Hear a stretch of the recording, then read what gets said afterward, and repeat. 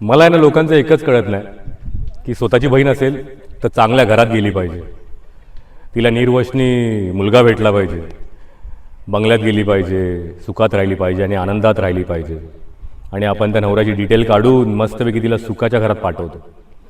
का? कारण ती आपली बहीण आहे. आणि जेव्हा आपण दुसऱ्याची मुलगी आणतो त्यावेळी तिला नोकर समजून आणतो का? नाही ना. कामाला घरात कोणतरी पाहिजे, घर सांभाळणारी कोणतरी पाहिजे, भांडी घासायला कोणतरी पाहिजे. नाही ना, ती पण बाई आहे, ती पण दमते हो.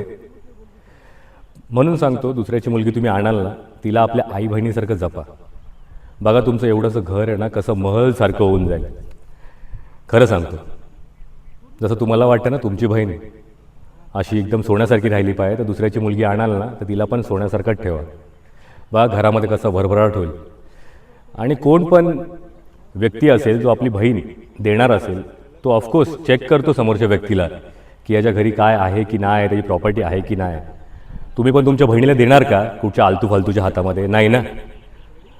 तर नेहमी लक्षात ठेवा, स्वतःची बहिणीची जशी काळजी आहे ना तशी दुसऱ्या पोरीची पण काळजी करा. मग घर नेहमी आनंदात राहील. जय शिवराय.